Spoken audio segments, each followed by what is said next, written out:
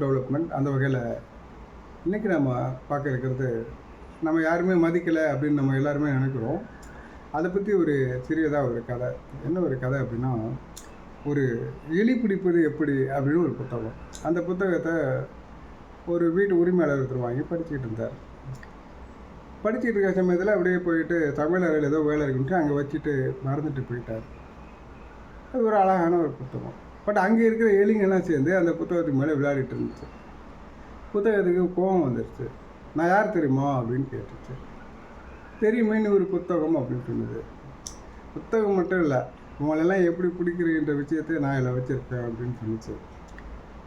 எலிங்க அதை பற்றி கண்டுக்கவே இல்லை. புக்கை கடிச்சு சுப்புன்னு கிழிச்சு போட்டால் எவ்வளோ போயிடுச்சு. ஏன்னா எலிக்கு அதை பற்றி தெரியுமா? தெரியாது. அதனால் புத்தகம் கோவப்பட்டு என்ன போகுது, அது என்ன சொல்ல வராங்க கதையிலன்னா, ஏற்கனவே உங்களை நல்லா தெரிஞ்சவங்க மதிப்பாங்க, தெரியாதவங்க யாரும் மதிக்க மாட்டாங்கன்றது தான் இந்த கதையினுடைய விஷயம். நம்மளை யாருமே மதிக்கலை அப்படின்னா வருத்தப்பட வேண்டாம்.